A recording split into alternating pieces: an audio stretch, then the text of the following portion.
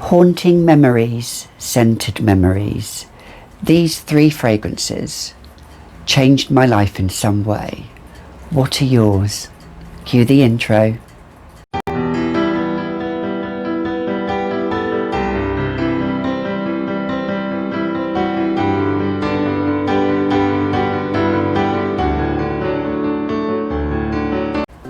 Hi, I'm Gabby and welcome back to another edition of the Fragrantician. In this edition we talk about all things fragrance like we normally do.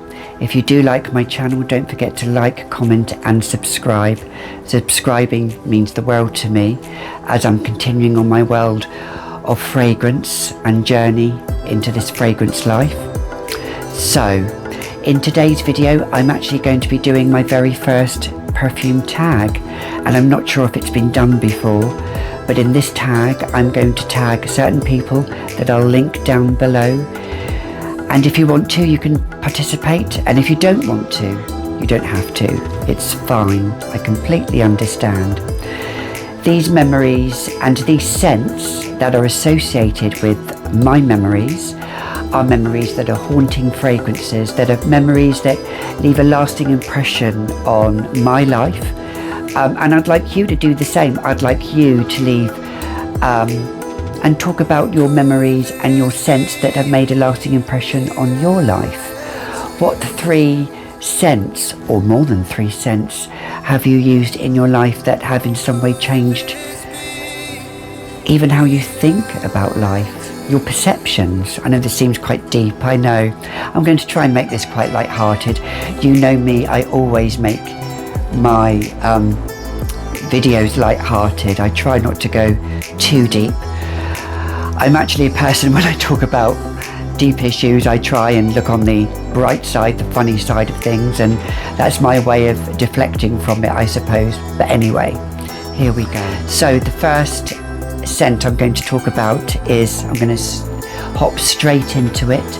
The first haunting scent, as I like to call it, the first memory scent, the first scent that left and has left and will always leave a lasting impression on my life, is by Guerlain, and that is L'Heure Bleue. So this scent for me, it reminds me first and foremost of my grandmother. It was her signature scent. It was one of a couple actually. Different Guerlain bottle, different Guerlain formula, completely different formula. I was a child of the 1970s and 80s, so it was very, probably quite a vintage formula, even though maybe it had been reformulated back then. But my grandmother wore this, and I always remember her wearing this, and I always remember having good memories of my grandmother. I was brought up by my grandmother and my father. My parents divorced. My parents had a challenging divorce, so I was sent and lived with my father part of the time. I lived with my mother part of the time.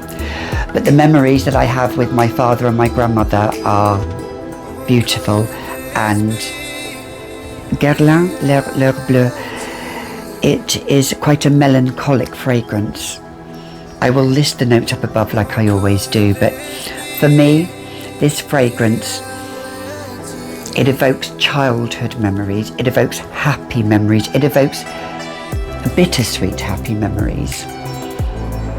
And I do feel a little bit melancholic when I wear this, and a little bit emotional when I wear this, but I like that feeling. I like to feel, I don't like to feel emotional, but I love the feeling it gives me, that sentimental feeling. And my grandmother was a very strong woman, very independent woman. She fought for her family. She was a woman that, you know, of American heritage, that came to the UK, went back to the US, came back eventually to the UK. Her family were from the US, from New Jersey and from Pennsylvania, and they they were a family of musicians. They were they were a big family. My grandmother came from a big family, and family was very important for my grandmother. But she was very sophisticated, my grandmother. Although she was very down to earth, she was a Gemini. I mean, Gemini's one of the most down to earth signs there are out there. But she was the matriarch, and Guerlain, l'heure bleue, is always forever in my heart. You know, memories from scent have such a strong,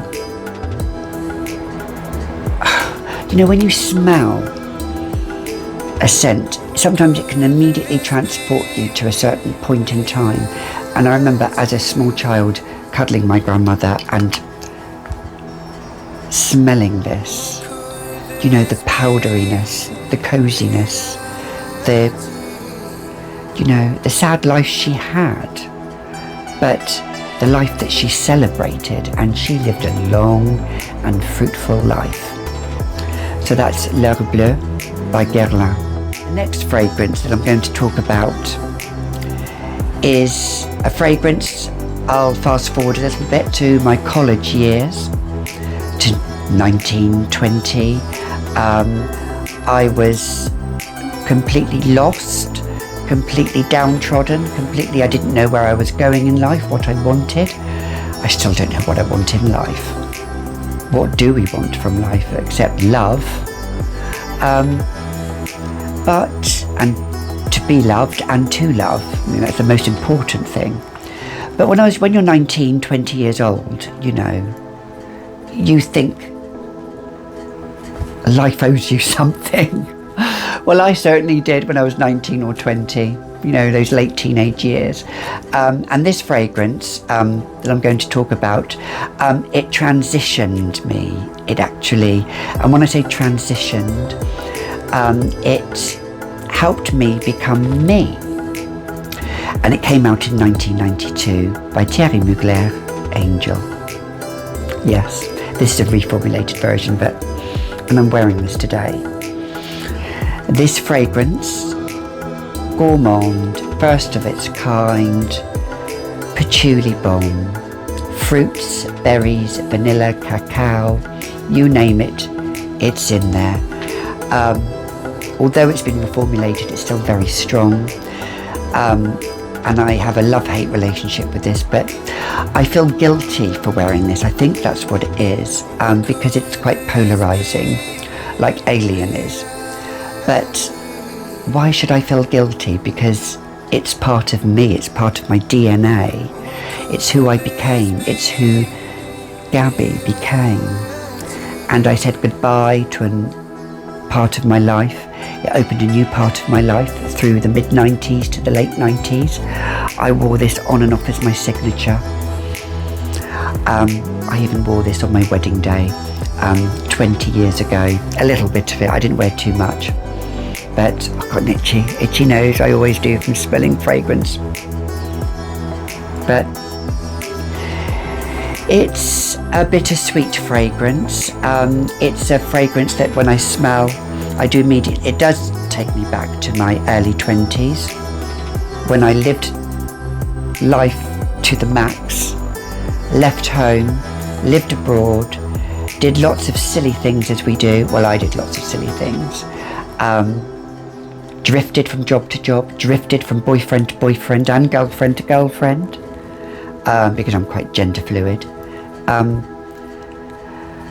Didn't see my family for years, and well, anyway, to cut a long story short, this fragrance came with me to every country, to the red light district of Rome in Italy, to Montmartre in Paris, to Sweden in the winter, the dreadful winter of 1995. Well, I thought it was a dreadful winter in Stockholm then, but that was 25 years ago. But, you know, thinking that, you know, as a 23-year-old back then, that, you know, life was marvellous and great, but it wasn't. I was having an addictive life, an addictive lifestyle, and this fragrance is quite an addictive, this fragrance can have an addictive personality all of its own when you think about it. So Thierry Mugler Angel, I wore this up until, well, I still wear it now, on and off. So maybe this will always be a part of my signature in my life. But I do love it still to this day. And on my wish list, actually, I have a formula coming. There's an old formula in a limited edition bottle. So I must still love it. I do still love it.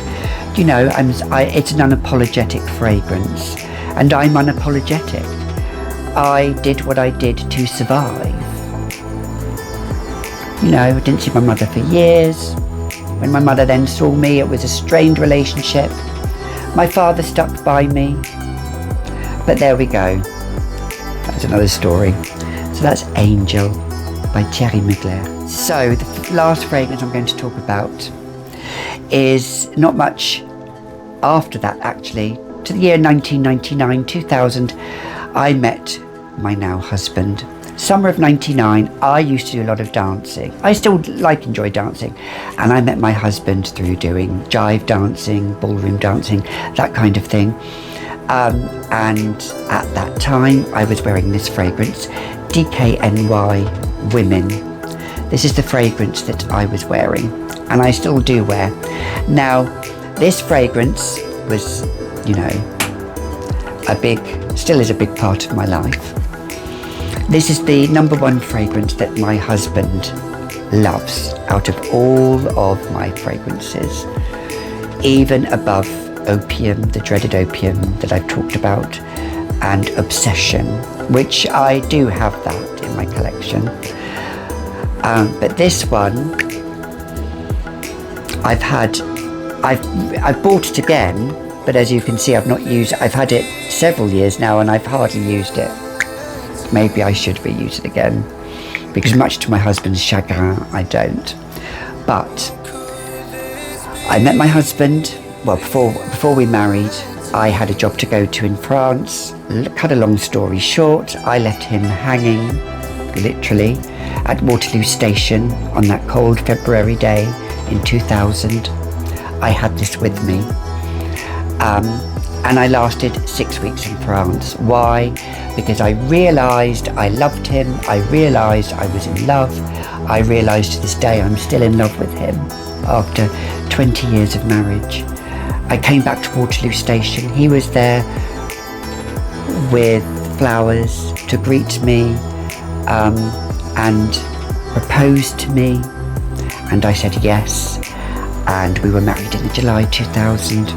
And this fragrance I wore for several years. I wore it to death. On me, in his opinion, and fragrance is subjective, you know, it's just opinions. He thinks it's the most sexiest fragrance ever. It has lemon, blood orange, has a slight woodiness as it dries down. It's very, very fresh. Very fresh. It has a bit of greenery to it with that tomato leaf in it. You know when you smell tomatoes, but you smell the leafy part of the tomato, you do smell a little bit of that in it. And I will wear this in the winter and the summer. You know, I will wear this all year round, but I wore this all year round back then. And this fragrance changed my life completely. Changed my life completely. I love it. I still do. And yes, so that's DKNY Women. This fragrance, with my other two fragrances, will always be in my scent memory, haunting scent memory list. And when I say haunting, I mean that not in a bad way. I mean it in a way that it somehow will stay with me forever and is a part of my DNA. It's a part of who I am.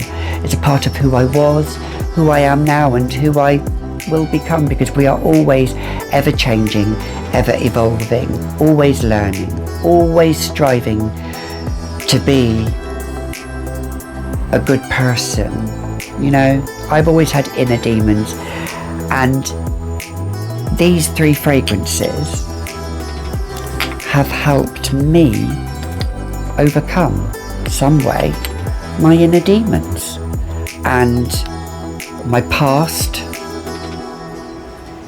my present, and maybe my future as well. Who knows what the future holds? So yeah, so what's your 3 or more scent memories, or 3 haunting memories that have left a lasting impression with you? So I tag the people down below. If you want to do it, that's fine. Thank you for watching this video. Thank you for listening to me. I hope you like what you have seen. Don't forget to comment, subscribe, and I will see you in the next video. Until now, as ever, don't just dab it on, you slap it on. Ciao.